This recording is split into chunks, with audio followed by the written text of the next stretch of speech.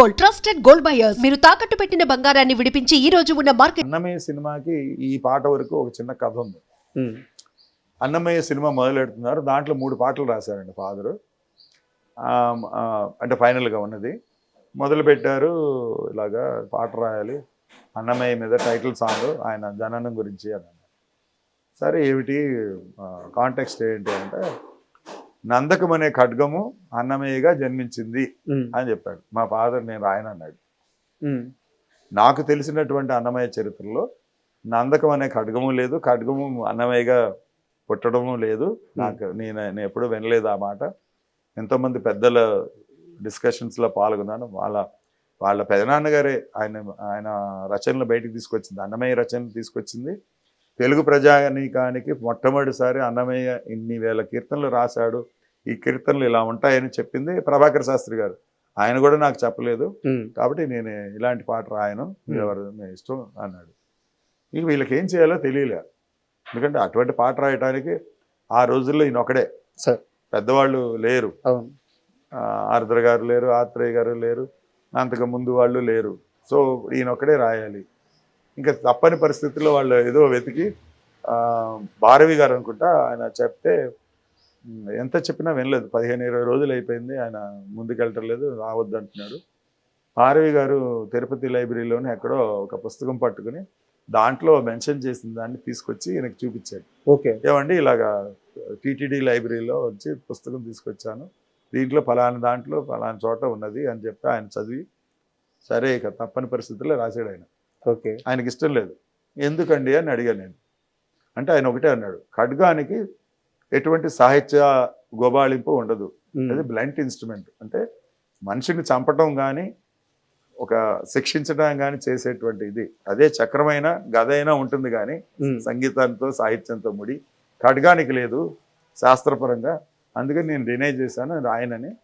ఆ అబ్బాయి మన భారవి గారు తీసుకొచ్చి ఇట్లా పుస్తకంలో ఉంది, పాత పుస్తకం ఇలా ఉందని చెప్పారు, రాద్దామని ఇప్పుడు మొదలెడుతున్నానని చెప్పి అప్పుడు రాశారు. అందుకనే ఆ పాటలో అందం మీకు ఎలా ఉంటుంది, ఒక ఖడ్గానికి మానవాకృతి ఇవ్వటంతో పాటు సంగీత సాహిత్య గుబాళింపులు అద్దాడు ఆయన.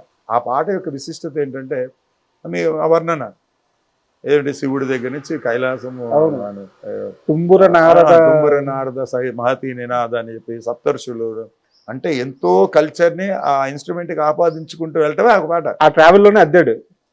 అది అద్దాల్సి వచ్చింది, అందుకనే అది గొప్ప పాట అయింది. ఆ ఖడ్గానికి అన్నమయ్య రూపాన్ని తీసుకొచ్చేటువంటి ప్రభావాన్ని ఆయన రాశాడు కాబట్టి అంతమంది. అండ్ ఎంత రాశాడు ఆయన శృంగార కీర్తనలు, అందుకని అప్సరసలు డ్యాన్సుల నుంచి తీసుకొస్తాడు దేవేంద్రుడి సభలో. ఆయన యోగి, అందుకని సప్తఋషులు అన్నాడు. ఆయన ప్రణవం అంటే వేదాంత తత్వం, అందుకని శివుడిని తీసుకొచ్చాడు. ఇవన్నీ ఆయన అన్నమయ్య మీద, అన్నమయ్య రచనల మీద ఆయనకు ఉన్నటువంటి ఇంట్రెస్ట్తో అన్నమయ్య లక్షణాలు ఎవరికి తెలియనివి కూడా ఆయన ఆ మాటల్లో పొదిగి ఇది అన్నమయ్యాడు అంటాడు. ఇది ఒక దర్శకుడు, ఒక నిర్మాత అడిగితే వచ్చేది కాదు సార్. వాళ్ళకి తెలియదు కదా. స్వతహాగా ఆయనకు ఆ పట్టు ఉండాలి, ఆ ఇష్టం, ఆ ప్రేమ. ఆ ఒక్క పాట గురించి మాట్లాడుకుంటే ఒళ్ళు పులకరించిపోతుంది. ఇప్పుడు ఒక చిన్న తమాషా చెప్తాను. నరుడు బ్రతికి నటన ఈశ్వరుడు తలపు ఘటన అన్నాడు. ఇది ఎక్కడి నుంచి వస్తుంది? అన్నమయ్య గారి కీర్తన ఒకటి ఉంది, నానాటి బతుకు నాటకము కానక కన్నది కైవల్యము. అది అవపోసన పడితే, అన్నమయ్య తత్వాన్ని అవపోసన పడితే, ఆ ఫీలింగ్ మనలో ఉన్నప్పుడు జీవితం అంటే ఏముందిరా, నటన తప్ప, అంతే కదా. మనంతా వీఆర్ జస్ట్ పపెట్స్ అని అదే అన్నాడు అక్కడ. నరుడు బ్రతుకు నటన ఈశ్వరుడు గట్టు తలుపు ఘటన అన్నాడు. అదే భావాన్ని ఈయన ఇంకొక పొయిటిక్ లాంగ్వేజ్లో ఈయన చెప్పాడు. కానీ తత్వం వాళ్ళ దగ్గర నుంచి తీసుకోవాలి, ఎందుకంటే వాళ్ళు అంతగా ఆయన అన్నమయ్య సాహిత్యాన్ని, త్యాగరాజ స్వామి సాహిత్యాన్ని, వాళ్ళు కొలిచిన దేవుళ్ళు కానీ రాముడన్నా, ఈశ్వరుడన్నా, కృష్ణుడన్నా, వాళ్ళ అవతార తత్వాన్ని ఈయన ఆకలింపు చేసుకున్నాడు. కాబట్టి ఈ సిచ్యువేషన్ వచ్చినప్పుడు డైరెక్టర్స్ ఎవరు చెప్పలేరు. ఇలా రాయమని చెప్పగలిగే దర్శకులు ఉంటే తెలుగు సినిమా ఎప్పుడో బాగుపడుతుంది.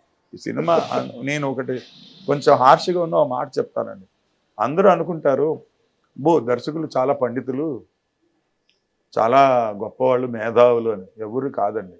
వాళ్ళ దగ్గర ఉన్నది ఏంటంటే ఒక చిన్న కామన్ సెన్స్. ఇది నా కథకి పనికొస్తుంది, నేను ఎన్నుకున్న కథకి పనికొస్తుంది, ఈయన ఫలానా వ్యక్తి, ఈయన దగ్గర ఒక మ్యాటర్ ఉంది, ఇది పనికొస్తుంది అని ఒక ఏమంటారు కమర్షియల్గా జడ్జిమెంట్ ఉంటుంది తప్ప ఎవరు పెద్దగా చదువుకున్న వాళ్ళు కాదండి. సార్. మీరు ఎంత గొప్ప డైరెక్టర్ పేరు తీసుకున్నా ఎక్సెప్ట్ ముళ్ళపూడి వెంకటరమణ గారు సాహిత్యంలో బాపు గారికి ఆయనకి ఆల్మోస్ట్ ఆయన మంచి పాండిత్యం అబ్బింది తప్ప మిగతా ఏ డైరెక్టర్కి పూర్వకాలం నుంచి లేదండి.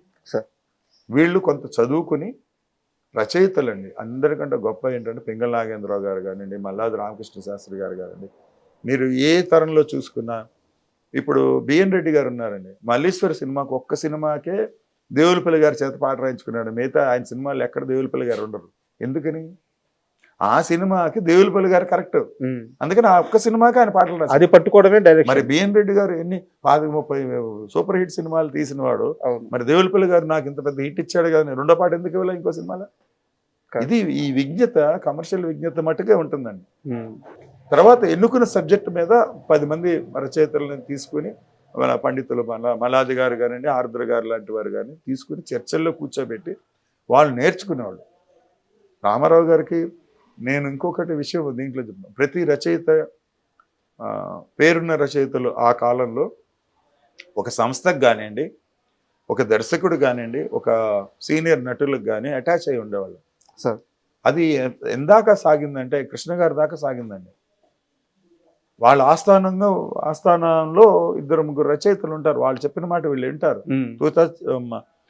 తప్పొప్పులు వాళ్ళతోనే చర్చిస్తారు. వీళ్ళకి ఏదైనా ఒక ఆవేశపూరితంగా ఒక సన్నివేశం వచ్చిందండి, తప్ప రేటా వాళ్ళతో డిస్కస్ చేస్తారు. ఇది జరిగిన నాళ్ళు మంచి సినిమాలు వచ్చినాయి. అంటే క్లాసిక్స్ మనం వాళ్ళ కూడా మనం 10 మంది పాడుకుంటున్నారు, సినిమాలు చూస్తున్నారు, చెబుతున్నారు, గొప్ప దర్శకులు అనుకుంటున్న వాళ్ళందరి సినిమాల్లోనూ ఈ రచయితలు ఉన్నారండి.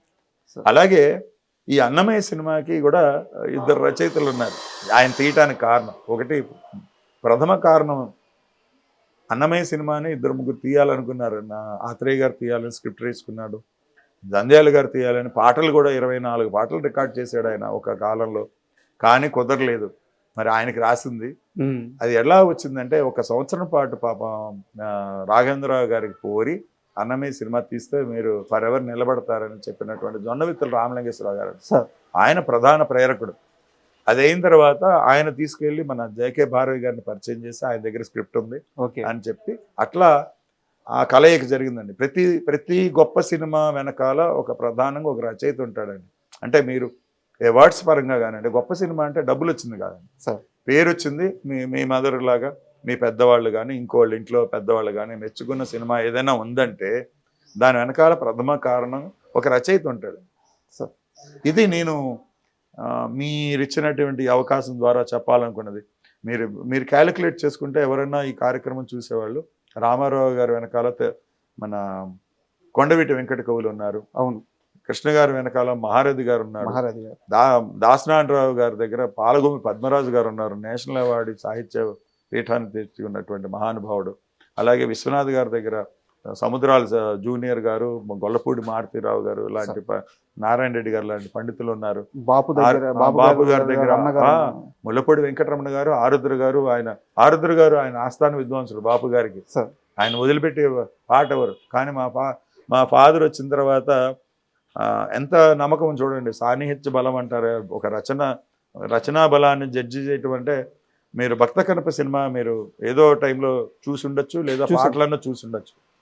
మరి దాంట్లో భక్తి తత్పరత, ఆ మెయిన్ క్యారెక్టర్ సంబంధించిన పాటలన్నీ మా ఫాదర్కి ఇచ్చారు. 5 పాటలు 5 పద్యాలు, మిగతా వాళ్ళందరూ డ్యూయట్లు.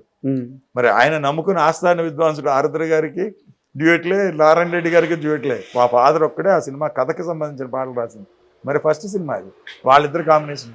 అంటే పత్రికా రంగంలో వాళ్ళిద్దరు పనిచేసినప్పుడు వాళ్ళు ఎటువంటి చర్చల్లో పాల్గొన్నారు, ఎటువంటి భావజాలాన్ని పంచుకున్నారు ఉంటుందండి. అంతే కదా, మీరు పనిచేసే చోట మీ సహచరులకి మీరెవరో తెలుస్తుంది. వాళ్ళు పైకి వచ్చినప్పుడు మిమ్మల్ని ఏ విధంగా చేపట్టుకొని వాళ్ళు మీ యొక్క టాలెంట్ని వాడుకోవాలనుకుంటారో అలా దాన్ని ఒక మార్గదర్శనం చేస్తారు. అదే రామారావు గారి దగ్గర నుంచి మా ఫాదర్ జరిగింది. ఎందుకంటే ఈ చర్చలు, పచ్చిమిరపకాయ బజ్జీలు తినడం ఒకటే కాదండి, దాంట్లో ఉండే సరసం కూడా ఉంటుంది కదా. ఆ కార్యక్రమంలో సాయంకాలం పూట ఒక 2 గంటలు 3 గంటలు ఆయన పనిలోంచి బయటకు వచ్చి ఒక ప్రాంతం మా ఫాదర్ ఉన్న చోటికి వచ్చి పచ్చిమిరపకాయ వేసుకుంటున్నారంటే ఏదో సాహిత్య చర్చ ఏదో జరుగుతూ ఉంటుంది. అవును, ఏదైనా